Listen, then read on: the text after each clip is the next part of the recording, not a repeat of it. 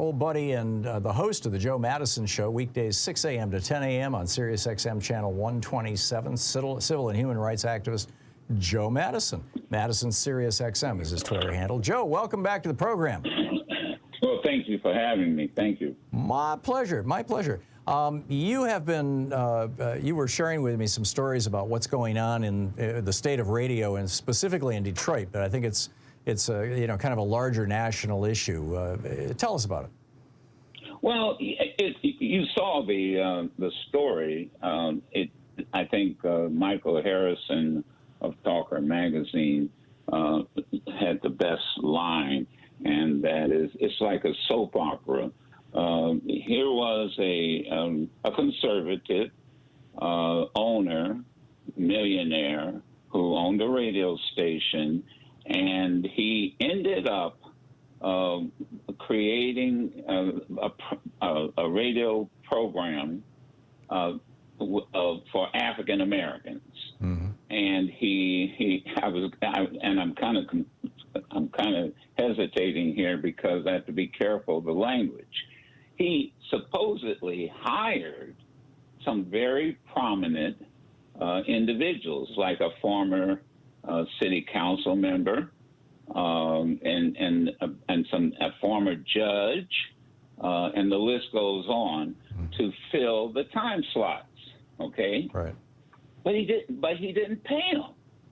Oh, they did. I'm serious. They were not paid. And so I guess he bought some ad time or billboards, or as I read the story, it was in the Detroit News, and you can get the story. And he said, well, you know what? Nobody was listening.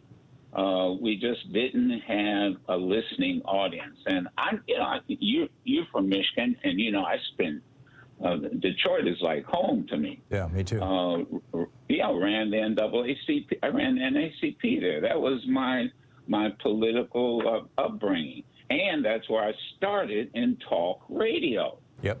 And I'm thinking, what do you mean there's no audience there? So what happened was he decided that he was going to change the format, and was going to turn the station, an AM station, into a sports format. Now, this is one of the larger AM radio stations in Detroit, by the way. It throws a huge signal over several states. See, I wasn't aware of that. Is that right? I think so. Maybe I'm wrong, but I believe so. But I fine, and it was called the Big 10 something like that. But anyhow, so he decided he called himself firing people he didn't pay. I mean, I'm serious. None of them got paid. And then he decided they had to turn it. They couldn't go into the studio or the building. And he said, well, I'm going to turn it into a sports show. 2 or 3 weeks later, according to the article, he actually reneged and turned it over to the Glenn Becks.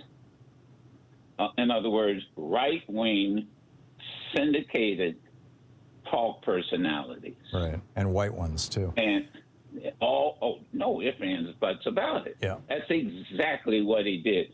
And so it's clear in my mind, he's doing it just in time for this 2024 campaign that we've got going.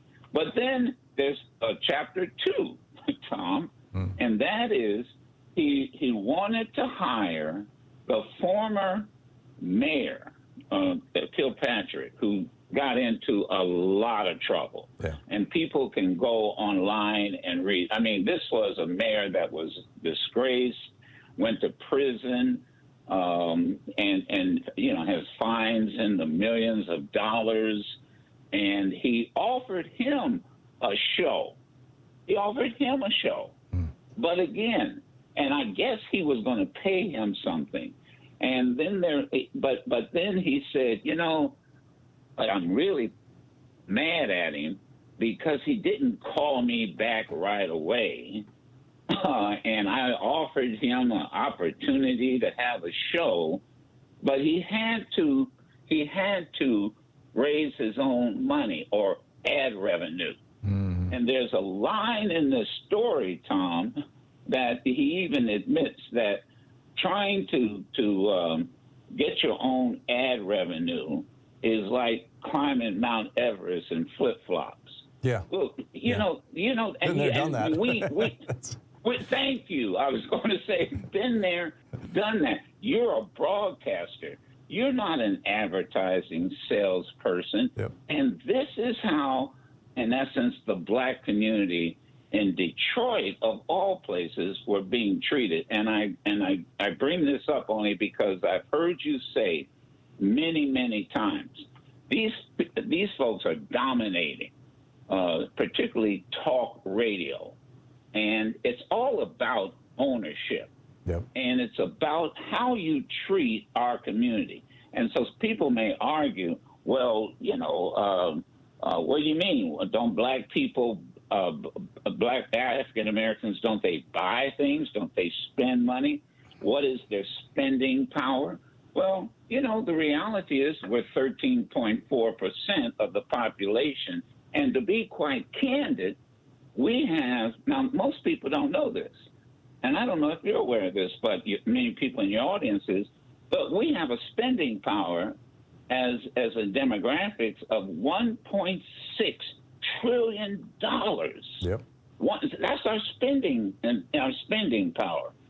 And there's this myth that we don't, that a dollar in the black community is only lasts 8 hours. And I want you, particularly for your audience, to understand that is an urban myth. Yep. That is not true. But it got started years ago. Asian community, 28 days before a dollar leaves.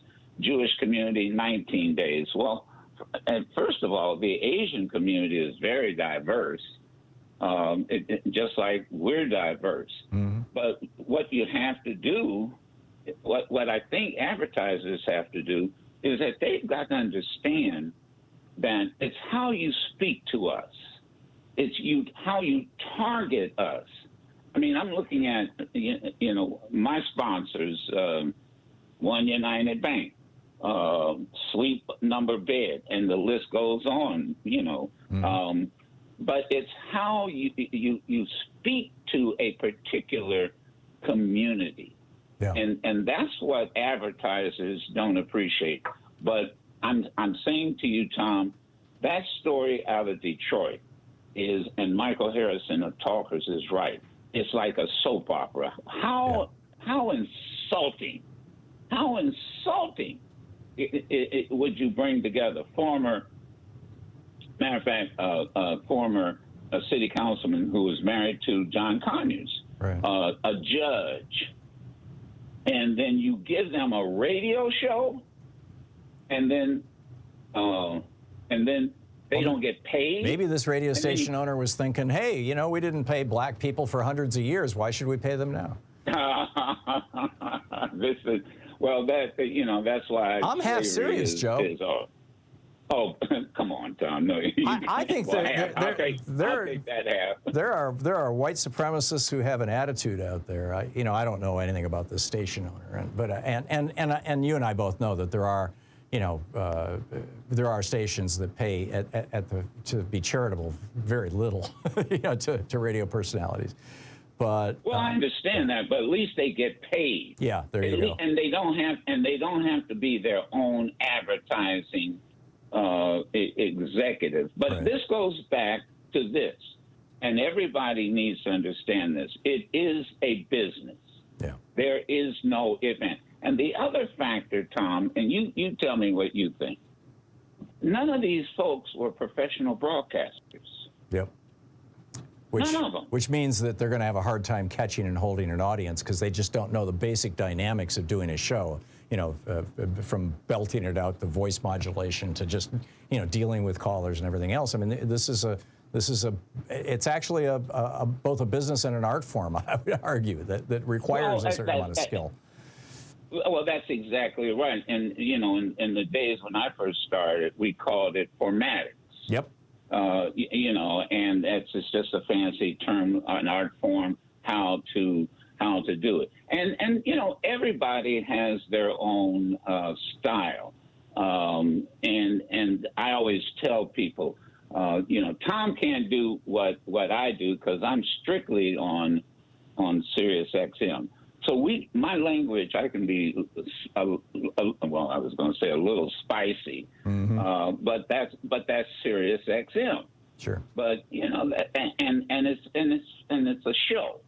But Joe Madison doesn't talk like that when he's having dinner with Louise and Thom, or speaking at a church. But you know, or wherever on campus. But what we have to, I think, what advertisers have to do is and I saw an ad you run that you have in Talkers Magazine. Are you missing 50% of your audience? Right.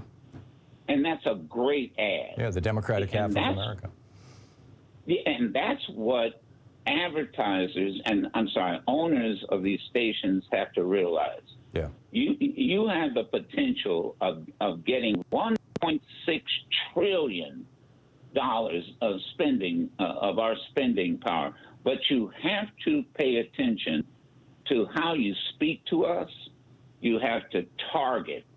You have to target us. You just can't run an ad. And I've been teasing Thom, my team, and I hear the music, that I listen to Chewy and Blue, and our dogs. and the ads. Yeah, the ads you guys run. Yeah. Well, you know, there are a lot of black folks who have dogs. Sure.